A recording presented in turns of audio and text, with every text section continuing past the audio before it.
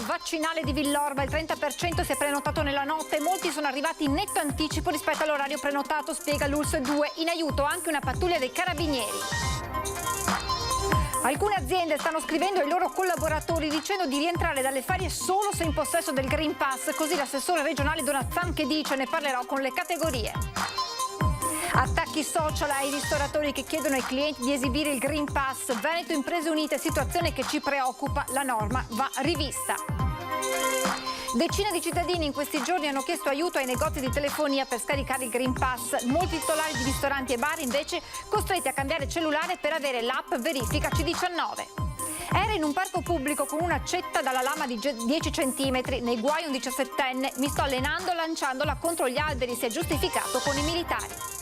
Aveva portato delle monete dalla cassetta delle offerte del Tempio Votivo di Montebelluna, 47enne denunciato dai carabinieri. In luglio altri colpi simili nello stesso luogo di culto. Civa d'Olmo in festa stamane per abbracciare Soraya Paladin, la ciclista trevigiana appena rientrata da Tokyo. Un'Olimpiade, racconta, che non dimenticherò. Buonasera e ben ritrovati con l'edizione trevigiana dei nostri telegiornali. Questi i titoli, ma apriamo con una notizia di cronaca giunta pochi minuti fa, l'ennesima tragedia sulle strade della Marca. Poco fa, intorno alle 19, dalle prime informazioni che abbiamo, ci sarebbe stato uno scontro frontale tra due auto a Francenigo di Gaiarine. Purtroppo si registra una vittima, una persona ha perso la vita nell'impatto, ci sarebbero anche altri feriti. Ci sono ancora informazioni provvisorie perché i soccorsi sono ancora in atto. Sul posto l'elicottero del SUEM, un'ambulanza, l'automedica e 2 pattuglie dei carabinieri. Naturalmente appena avremo altre informazioni vi aggiorneremo su questa ennesima tragedia della strada. Solo ieri vi abbiamo dato conto di altre 2 vittime, una a Vittorio Veneto e l'altra a Casale sul Sile. Voltiamo pagina e parliamo di quanto accaduto questa mattina all'hub vaccinale di Villorba, con un grande afflusso di persone che si sono concentrate nelle prime ore di apertura del centro vaccinale. In aiuto del personale dell'USL 2 anche una pattuglia dei carabinieri per regolare il flusso di persone. Mattinata difficile all'hub vaccinale di Villorba, dove sin dall'apertura del centro si è registrato un elevato afflusso di persone in coda per sottoporsi all'inoculazione. Una trentina quelle ferme all'esterno, mentre un altro centinaio era stato fatto accomodare nella sala di preattesa. Una situazione che è venuta a crearsi per 2 fattori. Abbiamo notato che c'è stato un incremento delle prenotazioni dalle 8 di ieri sera alle 7 di stamattina.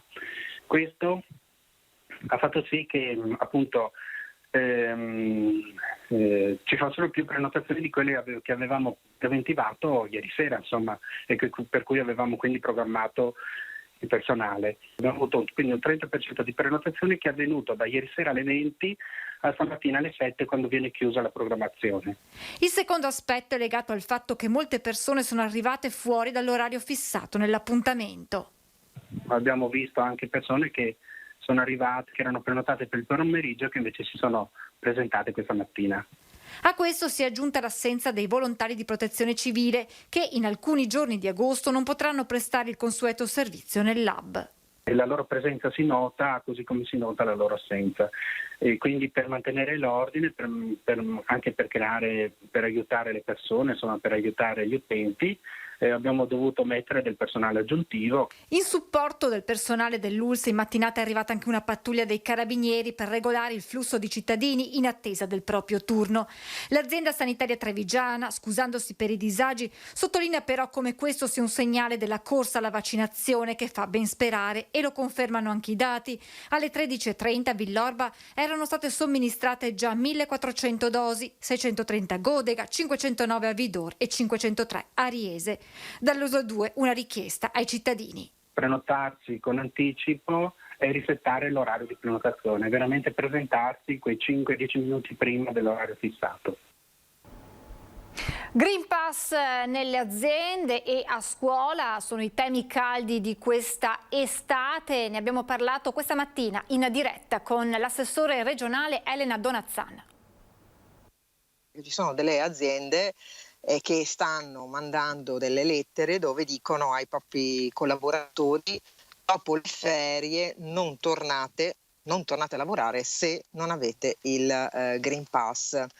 O meglio, in qualche caso, se non vi siete vaccinati. C'è scritto così, ovviamente mi vengono riferite come assessore al lavoro, ce n'è più di una, ma insomma non farò nomi perché la situazione è abbastanza complessa e delicata, ma sappiate che è così. Sgancia una bomba Elena Donazzan nel pieno della discussione sul Green Pass. Il governo non è ancora intervenuto sull'obbligo di certificazione verde all'interno dei luoghi di lavoro, ad esclusione di sanità e scuola, ma da quanto segnalato dall'assessore regionale, alcune aziende si starebbero già muovendo in tal senso.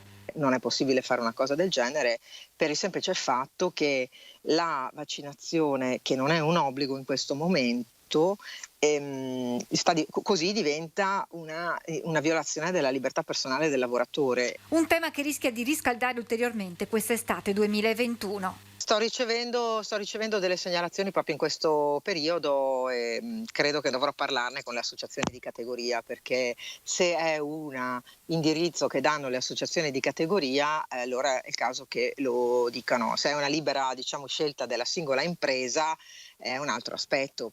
Io sono abbastanza preoccupata da questo tipo di conflitto sociale che si sta generando. C'è poi l'altro fronte caldo, quello della scuola, con obbligo di certificato verde per il personale docente, dando ai presidi il compito di controllare, ma qui, sottolinea l'assessore Donazzan, nasce un problema di privacy. Il garante della privacy non ha permesso una lettura delle banche dati tra l'anagrafe scolastica e quella della sanità, quindi si fa fatica a leggere i dati complessivamente, da parte dei presidi questo è il problema, una richiesta di informazioni aggiuntive, perché la norma così com'è delega loro, come ha detto bene lei, a fare delle indagini che sono oltre il normale ruolo di un preside. Il mancato rispetto delle disposizioni è considerato assenza ingiustificata e a decorrere dal 5° giorno il rapporto di lavoro è sospeso, recita il decreto legge. Punto questo che sta facendo discutere. Che l'insegnante se non ottempera può essere licenziato, forse è una delle uniche cause di licenziamento, ma licenziare perché una persona non ha voluto vaccinarsi aprirà una babele veramente di sentenze giuridiche. E sono sempre più frequenti poi gli attacchi via social a quei ristoratori che chiedono ai propri clienti di mostrare, di esibire il Green Pass.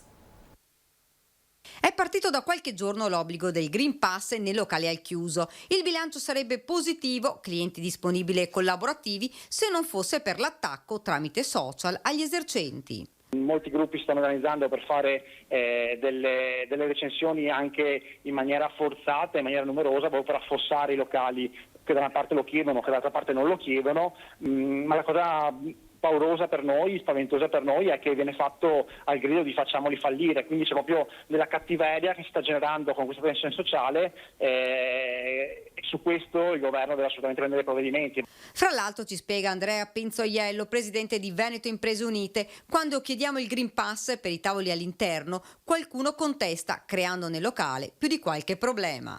E lì appunto scatta tutto quel meccanismo di contestazione fatta a noi quando siamo anche noi in un certo senso delle vittime in questa norma che ci è calata dall'alto e che molti di noi hanno scelto alla fine di rispettare. Non solo, ma sta circolando anche una mappa con i locali che non chiedono il Green Pass. Sì, è stata fatta una mappa di tutta Italia, una semplice Google Map dove ci sono appunto questi indicatori dei locali, delle palestre dove non viene chiesto il Green Pass. Io ho avuto modo di vederla, per curiosità sono andato in veloce a zoomare su Treviso, non è stato indicato praticamente nessuno, se non mi sembra un'associazione sportiva dilettantistica in Fonderia e un paio di locali tra Montebelluna, Vittorio Veneto e Castelfranco. Bisogna trovare una soluzione, ci dice. Una proposta noi l'abbiamo fatta, quella di eliminare l'onere del controllo ai titolari dei locali. Nel momento in cui il Green Pass diventasse un'autocertificazione, starebbe il cliente, in base alla sua coscienza e alla sua volontà, a sapere di averlo e usare i nostri servizi oppure no, e in caso rischierebbe lui la sanzione, ma almeno si accollerebbe la responsabilità. C'è un aggiornamento sulla tragedia accaduta poco fa a Gaiarine, a Francenigo di Gaiarine per l'esattezza. L'incidente mortale di cui vi abbiamo dato conto è accaduto in via Padre Maschio. 2 persone sono rimaste ferite, trasportate in ospedale, mentre una ragazza ha perso la vita sul posto. Oltre al personale del SUEM e a 2 pattuglie dei carabinieri, anche la squadra dei vigili del fuoco di Conegliano. Continuiamo a parlare di Green Pass perché in questi giorni si è registrato un vero e proprio assalto ai negozi di telefonia da parte di cittadini che chiedevano di poter scaricare sul proprio cellulare il Green Pass, ma anche di quei titolari di bar o ristoranti che dovevano cambiare il cellulare per poter scaricare l'app Verifica C19. È arrivata la coda di persone che ovviamente voleva cambiare il telefono, voleva capire perché non funzionava, e qualcuno ovviamente si era anche un po' arrabbiato perché diceva: ma come, adesso devo cambiare anche il telefono nonostante poi ho dovuto già fare delle modifiche al bar, eccetera. Ecco un altro aspetto legato al Green Pass, quello della corsa ai negozi di telefonia per chiedere informazioni o aiuto per scaricare la certificazione verde, ma soprattutto per acquistare uno smartphone di ultima generazione. Ovvero il cliente ci chiedeva come scaricarsi l'applicazione sul telefono per stare più comodi e non portarsi in giro il foglio, ovviamente, ma soprattutto poi del bar e ristoratori che avevano dei telefoni, non dico neanche obsoleti, ma semplicemente un po' più datati, dove non potevano avere l'applicazione, anche perché ricordo che oltretutto bisogna avere anche una fotocamera decente per poter inquadrare il QR code. Gestori di bar, ristoranti, palestre, piscine infatti devono scaricare l'app Verifica C19 del Ministero per accertare la regolarità del Green Pass, ma nei cellulari più datati non è possibile trovarla. Come si può vedere, addirittura in questo caso, essendo che è ancora più datato, non compare nemmeno la possibilità di scaricarla l'app, mentre invece su altri telefoni che non sono così vecchi, addirittura lui mi dà la possibilità di scaricarla, al momento che la scarico però mi dice: attenzione, non è compatibile. Non è dunque sufficiente essere in possesso di uno smartphone per scaricare l'app. Non è sufficiente, come un pochino ci avevano fatto capire, che semplicemente bastava far quello. In realtà bisogna avere uno smartphone di ultima generazione, e quindi ha comportato anche delle spese, sempre riferendosi ai gestori del bar e anche delle persone comuni. Una corsa contro il tempo per molti cittadini che ha colto di sorpresa anche gli stessi negozi di telefonia. Quindi ci siamo trovati un po' imbarazzati e non pronti alla vendita di questa quantità di prodotto. Quindi noi adesso stiamo aspettando appunto ancora un'altra fornitura di prodotti, perché ovviamente abbiamo avuto difficoltà a evadere tutte le richieste dei clienti.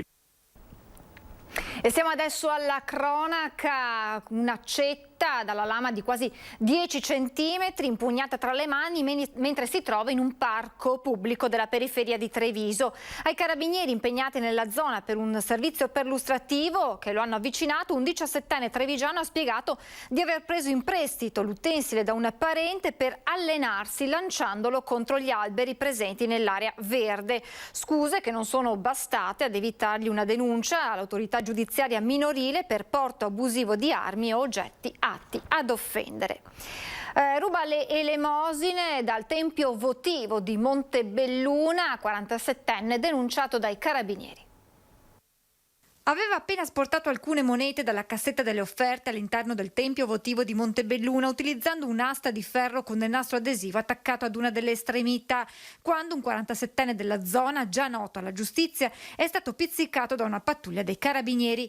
L'episodio è avvenuto giovedì scorso. I successivi controlli hanno permesso di accertare che l'uomo già in luglio aveva messo a segno altri colpi simili nello stesso luogo, portando via complessivamente circa 200 euro. Nei suoi confronti è scattata una denuncia per furto pluriaggravato, mentre i soldi sono stati restituiti e l'arnese posto sotto sequestro.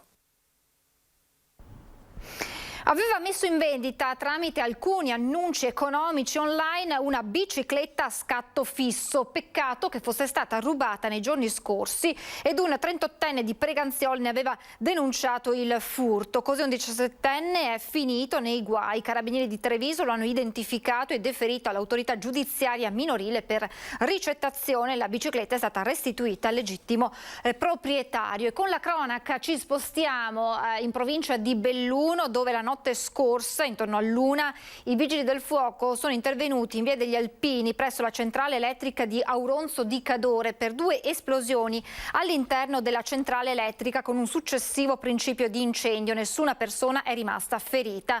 Breve interruzione dell'energia elettrica per tutto il paese. I pompieri arrivati da Santo Stefano di Cadore, Pieve di Cadore, supportati dai volontari di Auronzo, hanno messo in sicurezza la centrale fino all'intervento dei tecnici. Le operazioni sono terminate intorno alle 4.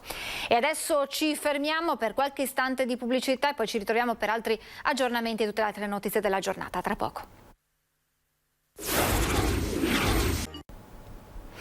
Rieccoci in diretta con un ulteriore aggiornamento sulla notizia data in apertura, l'incidente stradale mortale avvenuto poco fa intorno alle 19 a Francenigo di Gaiarino, uno scontro frontale tra 2 auto, costata la vita ad una 48enne residente a Brugnera nel Pordenonese, 2 invece le persone rimaste ferite e trasportate all'ospedale. Sul posto i vigili del fuoco, i sanitari del SUEM e 2 pattuglie dei carabinieri. Cambio al vertice della Confartigianato di Castelfranco dopo il passaggio di Oscar Bernardi alla guida provinciale dell'associazione. Alla presentazione del nuovo presidente sono state affrontate molte questioni calde per le imprese artigiane in questo periodo, come la carenza di personale tecnico specializzato e quella del costo delle materie prime. Dalla carenza del personale specializzato a quella delle materie prime, per arrivare anche al tema di una nuova cultura sulla sicurezza sul luogo di lavoro. Sono molti i temi affrontati nel corso della presentazione del nuovo presidente della Confartigianato di Castelfranco, Maurizio Cattapan, che succede ad Oscar Bernardi, passato alla guida provinciale dell'associazione. Per fronteggiare il problema della carenza di tecnici, l'associazione ha deciso di puntare sui giovani. La Castellana chiaramente soffre di una carenza di mancanza di personale tecnico. Su questo Confartigianato ha fatto un accordo di recente, un mese scorso, con l'IPSIA qui di Castelfranco, quindi un istituto professionale dove è stato fatto un accordo per apprendistato duale, dove le aziende hanno la possibilità di subito dal 4º al 5º anno di scuola di portare gli studenti in azienda e formarli. Ci sono già, dopo 15 giorni di questo tipo di accordo, ci sono già 40 iscritti su 50 ragazzi. Anche sulle imprese artigiane trevigiane, come su altre grandi aziende del sistema produttivo, si cominciano a sentire gli effetti del problema ormai globale della carenza di materie prime. Questo non è solo dovuto al fatto che è partito la questione del 110, quindi nelle ristrutturazioni c'è un aumento di richiesta della materia prima, ma sostanzialmente manca proprio la materia prima. Questo è un grosso problema perché le aziende erano in ripartenza, sono ancora in ripartenza, ma purtroppo provocano che mancando la materia prima quindi non c'è lavoro e quindi sostanzialmente molte aziende lasciano a casa i propri dipendenti in cassa integrazione. Taglio del nastro per una nuova pista ciclabile a Pieve di Soligo, presente anche il governatore Zaia. Il territorio delle colline del Prosecco, patrimonio UNESCO, si arricchisce di una nuova pista ciclabile, quella realizzata a Pieve di Soligo da un'azienda privata dopo aver siglato un accordo con il comune. Il taglio del nastro, alla presenza del presidente del Veneto Luca Zaia e del primo cittadino Soldan, è stata l'occasione per tornare a parlare di mobilità sostenibile e turismo. Un territorio come questo, che è quello del patrimonio dell'umanità, che con tanta forza abbiamo voluto e che sta già dando i primi risultati. Quando io dicevo guardate che sarà il territorio del turismo, adesso lo si vede. Ci stiamo orientando tutti verso un territorio sempre più green. Questa pista ciclabile in maniera particolare mette insieme e unisce alcune frazioni del paese con l'area industriale e quindi dà anche un servizio particolare proprio a tutti i fruitori dell'area. Sport e turismo che portano con la mente alle Olimpiadi di Cortina Milano del 2026, forti di un successo azzurro ai Giochi Olimpici di Tokyo che parla anche Veneto. Direi che abbiamo un sacco di buoni risultati. Questo deve essere il preludio per una grande apoteosi delle Olimpiadi. Io penso che investimenti se ne debbano fare sempre di più, penso che il governo capisca fino in fondo che l'opportunità delle Olimpiadi è un'opportunità non solo di Cortina, non solo di Milano, non solo del Veneto, ma bensì di tutta Italia. Stato di attenzione in Veneto nelle prossime ore per il maltempo. Le previsioni meteo infatti segnalano una fase di instabilità con rovesce temporali da locali a sparsi, più probabili sulle zone montane e pedemontane. Non si esclude qualche fenomeno localmente intenso, in particolare sulle zone montane e pedemontane centro-orientali del Vicentino, Bellunese e Trevigiano. Cambiamo argomento. Il progetto di turismo sociale ed inclusivo rivolto ai ragazzi con disabilità è approdato nelle spiagge di Jesolo a fare da testimonial il campione olimpico Igor Cassina. Barche a vela, gestori delle attività ricettive e loro, i ragazzi disabili che grazie al progetto Turismo Sociale ed Inclusivo nelle spiagge venete possono svolgere attività gratuite e provare delle vere e proprie esperienze lavorative durante l'estate. Io spero che nel prossimo futuro possa coinvolgere tutta la regione del Veneto, perché è un progetto di assoluto interesse che deve trovare le risorse, le attenzioni e le sensibilità di tutto il territorio veneto. Il progetto promosso da Regione, ULSS 3, 4 e 5 è approdato a Jesolo. Oggi in particolare i ragazzi usciranno e faranno l'esperienza con la barca a vela grazie all'associazione Uguali nel Vento che da anni ormai è un partner fisso di questo percorso con il comune di Jesolo e con gli altri imprenditori locali che accolgono i ragazzi per un'esperienza lavorativa. Abbiamo portato 3 barche, e la nostra ammiraglia, che è questa che state vedendo, più altre 2 barche più piccoline e più consone a equipaggi diciamo delicati, tra virgolette, in maniera che c'è un rapporto diretto tra accompagnatore, skipper e disabile. Altro protagonista della giornata inclusiva è stato il testimonial del progetto, il campione olimpico di Atene 2004 Igor Cassina. Sono state spese e investite bellissime parole a favore di questa realtà che di fatto dà la possibilità concreta a tutti quei ragazzi, a tutte quelle persone che magari vivono delle situazioni a volte più complicate, di poter emergere, di poter trovare una loro occupazione nella nostra società e far sì che i loro talenti possano essere messi in evidenza. E Soraya Paladin, la ciclista trevigiana rientrata in questi giorni da Tokyo dopo le Olimpiadi, e oggi ha ricevuto il saluto e l'abbraccio del suo paese, Cimadolmo. Accolta in un grande abbraccio, Soraya Paladin questa mattina in piazza Cimadolmo ha voluto ringraziare e salutare quanti l'hanno sostenuta. È appena tornata dalle Olimpiadi di Tokyo, i suoi occhi brillano, un'esperienza, dice, indimenticabile. L'esperienza olimpica è un sogno per tantissimi atleti, averlo raggiunto per me è qualcosa di incredibile, soprattutto quando vedo anche tutto l'affetto che ho ricevuto da parte del mio paese. Li ringrazio tantissimo, ringrazio il comune di Cimadolmo. Ciclista su strada, ha raggiunto il traguardo delle Olimpiadi dopo tanti sacrifici e molta determinazione, come ci spiega il papà. Il nostro motto è sempre stato: se puoi sognarlo, puoi farlo. Poi lancio un appello a tutti i giovani. È un monito che voglio fare a tutti quanti i genitori che hanno dei bambini e di fargli praticare sport, perché è una scuola di vita. In tanti hanno voluto salutare Soraya, in prima fila il vice sindaco ed il presidente della Proloco di Cimadolmo. La convocazione di Soraya alle Olimpiadi di Tokyo è stato ovviamente un motivo di grande orgoglio per Cimadolmo. Abbiamo deciso di onorare questo bellissimo traguardo in 2 modi. Durante la gara abbiamo allestito un maxi schermo e oggi la accogliamo al rientro dalle Olimpiadi di Tokyo per darle ulteriore onore. Per la Proloco è una cosa importante perché noi lavoriamo per il territorio e portare a casa questi grandi risultati fa solo piacere essere presenti. A Tokyo, racconta Soraya, è stata un'Olimpiade strana.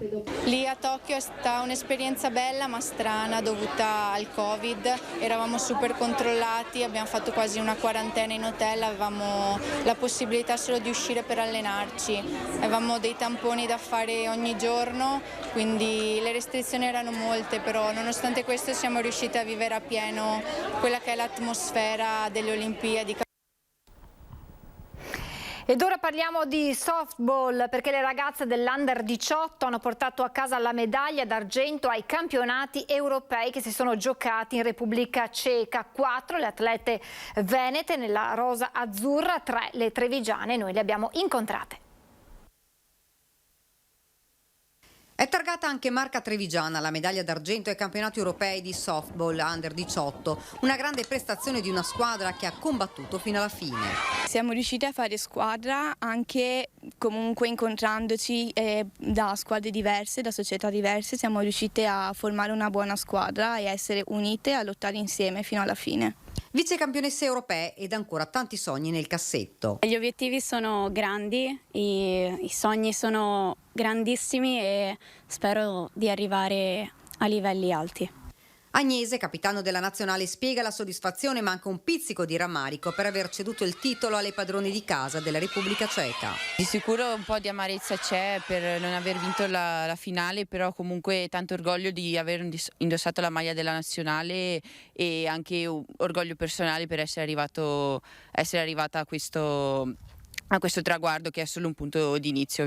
Sono giovanissime ma determinate. Marianna ha fatto un fuoricampo e lo racconta con orgoglio. È stata un'emozione unica perché era il mio primo fuoricampo e quindi eravamo 0-0 in partita e il primo punto è stato proprio il fuoricampo, è stato bellissimo. Anche Alessia parla di uno dei punti che l'ha vista protagonista. È stata un punto bello con tanta adrenalina, soprattutto dopo averlo fatto, e di sicuro tanta velocità per arrivare a farlo poi. La medaglia d'argento al collo. Sentire i vostri genitori, ma non solo, tutti quelli che tifavano l'Italia. Carica molto, il pubblico fuori è una parte molto fondamentale perché sai che il sostegno delle persone fuori, poi soprattutto di avere i propri genitori che ti seguono e che tifano per te è molto bello. Softball è uno sport forse poco conosciuto ma che sta prendendo sempre più piede anche in Italia. L'invito da parte di queste giovanissime a provarlo. Di venirlo a provare perché è molto bello il fatto di fare squadra, di trovare comunque altre amiche che ti sostengono sempre, sia in campo che fuori.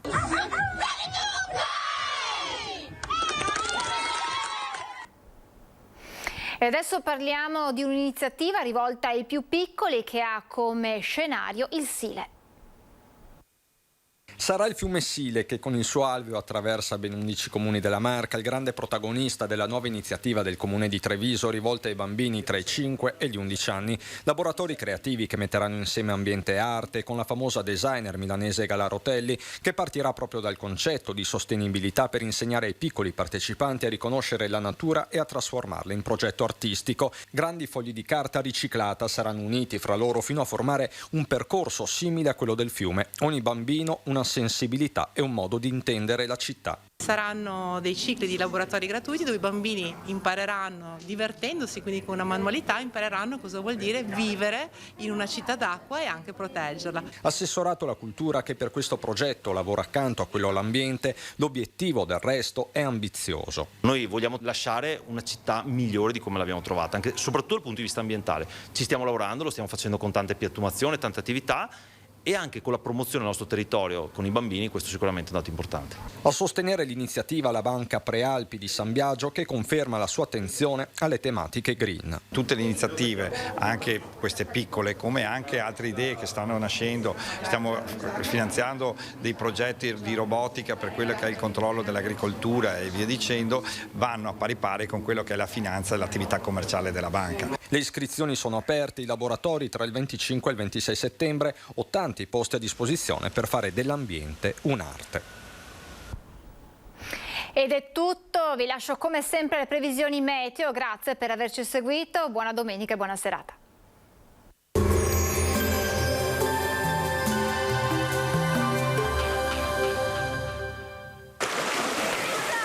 Villaggio San Francesco a Caorle, di Villa Giapasana Croazia, di Holiday.com. Sicuramente in vacanza. Benvenuti al Meteo. La settimana inizia all'insegna dell'alta pressione africana. Bel tempo e caldo che per ora sembra possa proseguire anche nel weekend di Ferragosto, ma per una conferma dovremo attendere i prossimi aggiornamenti. Vediamo allora il dettaglio. Sul Veneto sarà una splendida giornata all'insegna del sole, il cielo si presenterà sereno o al massimo con qualche velatura a carattere sparso. Lunedì 9 agosto non sono attese piogge particolarmente degne di nota. Temperature minime tra 17 e 21 gradi, valori massimi tra i 28 e i 33 gradi. Ci spostiamo ora sul Friuli Venezia Giulia, anche qui sarà asciutto e soleggiato con cielo sereno o al massimo velato. Temperature minime tra 18 e 24 gradi, massime invece oscillanti tra i 30 e i 33 gradi. Infine ci spostiamo sul Trentino Alto Adige, anche qui condizioni di tempo stabile, tanto sole e cielo limpido o con qualche velatura. Temperature minime intorno ai 16-18 gradi, massime sui 30 gradi all'incirca. Dal meteo di Antena 3 per ora è tutto, grazie per l'attenzione, arrivederci.